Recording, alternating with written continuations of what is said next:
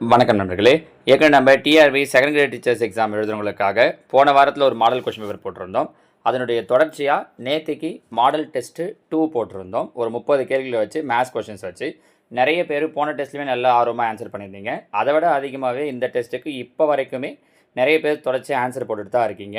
So அதில் சிலருக்கெல்லாம் ஒரு சில சம் டவுட் இருக்குது அப்படிங்கிற மாதிரி கேட்டிருந்தீங்க. அதனால் அந்த எல்லா கேள்விகளுக்குமே நான் உங்களுக்கு எக்ஸ்ப்ளனேஷனோட வீடியோ போட்டுறேன். இதில் பாருங்கள்.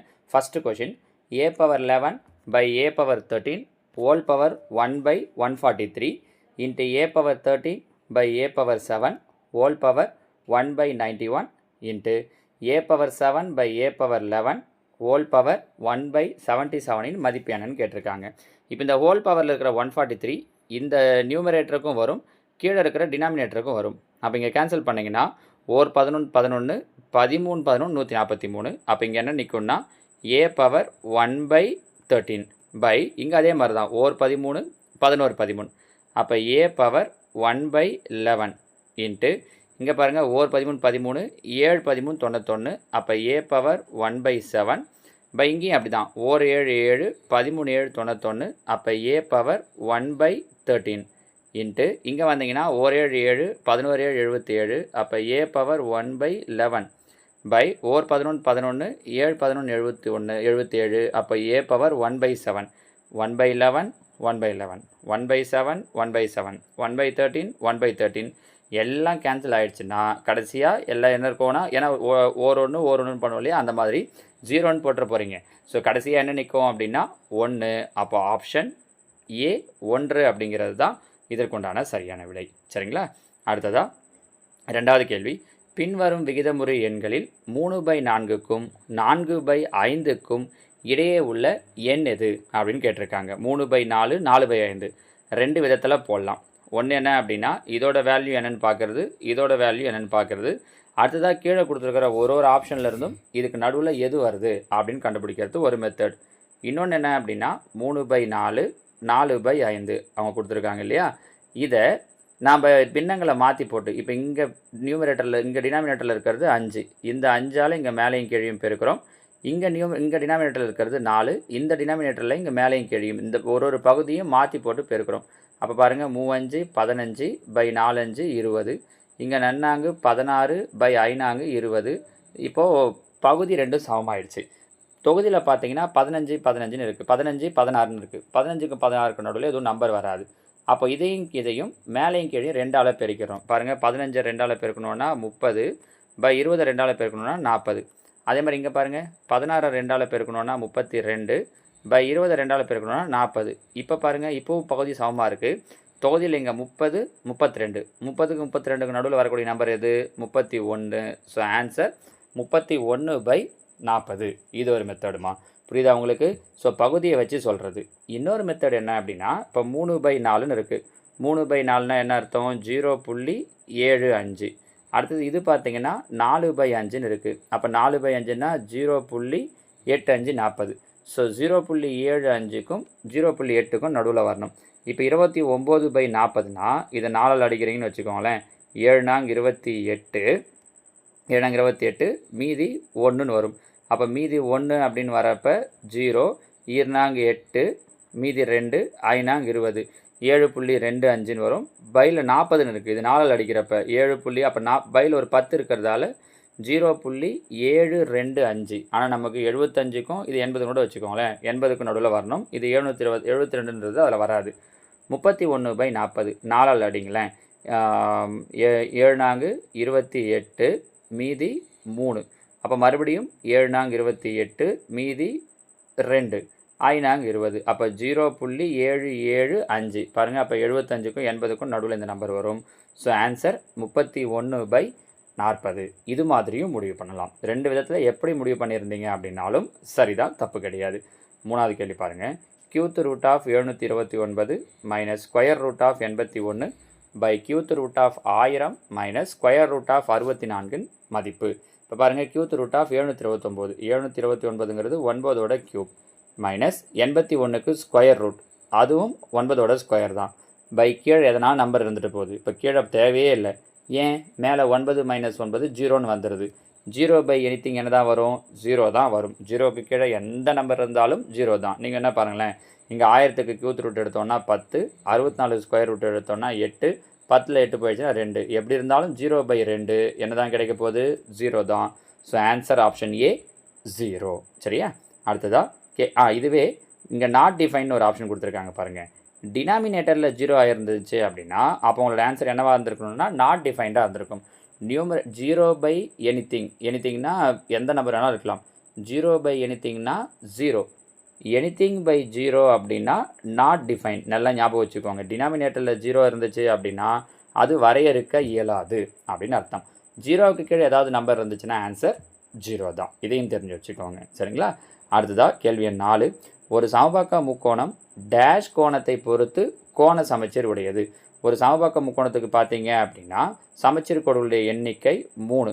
ஒரு முழு சுற்று அப்படிங்கிறது 360 டிகிரி.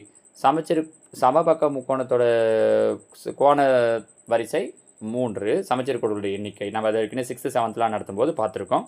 அப்போ 360 3 அடித்தோம்னா 1 3 3, 1 3 3, 2 3 6, 0.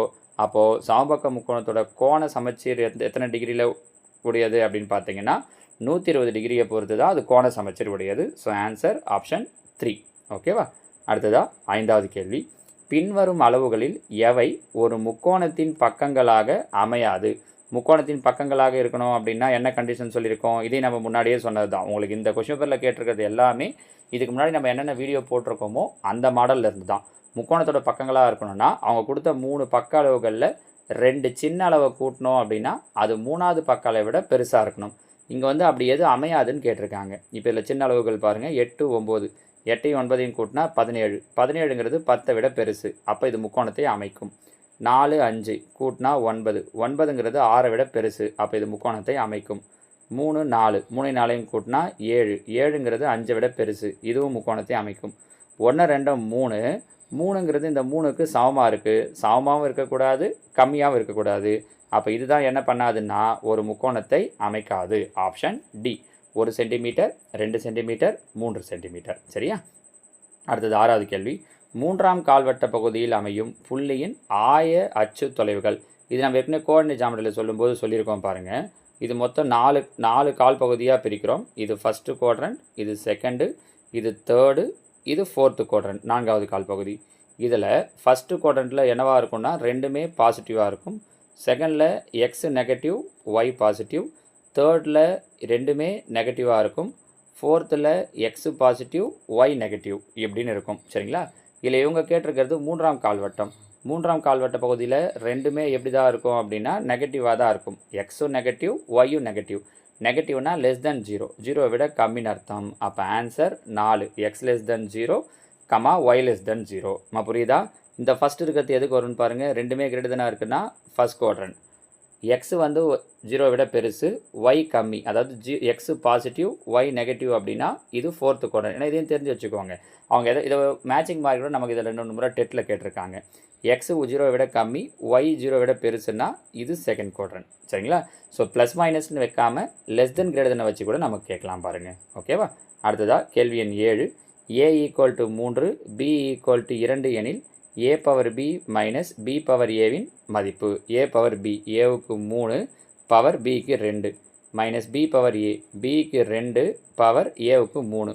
அப்போ 3 ஸ்கொயர் 9, மைனஸ் 2 கியூப் 8, 9ல் 8 போயிடுச்சுன்னா 1. So answer option B 1. சரிங்களா? ரொம்ப எளிமையான கேள்வி தான். ஏன்னா போன கொஸ்டின் பேப்பர் தான் ரொம்ப டஃப்பாக வச்சிட்டோம் அப்படிங்கிறதால நீங்கள் இது கொஞ்சம் எளிமையாகவே அட்டன் பண்ணுற மாதிரி இருக்கட்டும்ன்றதுக்காக தான் வச்சேன். போன கொஸ்டின் பேப்பர் அட்டன் பண்ணியிருந்தவங்களுக்கு அதில் இருந்த டஃப்பும் இதில் இருந்த டஃப்பும் எப்படின்னு தெரியும். நீங்கள் 2 விதமாகவே ப்ராக்டிஸ் பண்ணுங்கள். அது டஃப்பாக இருந்துச்சு அப்படிங்கிறதுக்காக ஐயோ நமக்கு மேத்ஸ் வராது போல இருக்குது அப்படின்னு நினச்சிடாதீங்க. ஈஸியாக இருந்துச்சு அப்படிங்கிறதுக்காக இந்த அளவுக்கு ஈஸியாக இருக்கும்னு நினைக்காதீங்க. நான் அடுத்தடுத்த கொஸ்டின் இருக்கும்போது ரெண்டுத்தையுமே கலந்தே வைக்கிறேன். சரிங்களா? உங்களுக்கு ஒரு கான்ஃபிடென்ட் வரணும் அப்படிங்கிறதுக்காக தான் இந்த கொஸ்டின் பேப்பரை கொஞ்சம் எளிமையாகவே வச்சுருக்கேன். 9வது கேள்வி பாருங்கள். 3 அடுத்தடுத்த ஒற்றை இயலெண்களின் கூடுதல் 75 எனில் அவற்றுள் மிகச்சிறிய எண். இதுக்கு நம்ம ரொம்ப ஈஸியாக ஒரு ஷார்ட்கட் சொல்லியிருக்கோம் பாருங்கள். 3 எண்கள். அப்போ இந்த கொடுத்துருக்கிற கூடுதலை 3ஆல் வகுத்துருங்க. 75 3ஆல் வகுத்திங்கன்னா 25. இந்த 25ங்கிறது தான் அந்த 3த்தில் நடுவில் இருக்கிற நம்பராக இருக்கும். அவங்க சொல்லியிருக்கிறது ஒற்றைப்படை எண்கள்.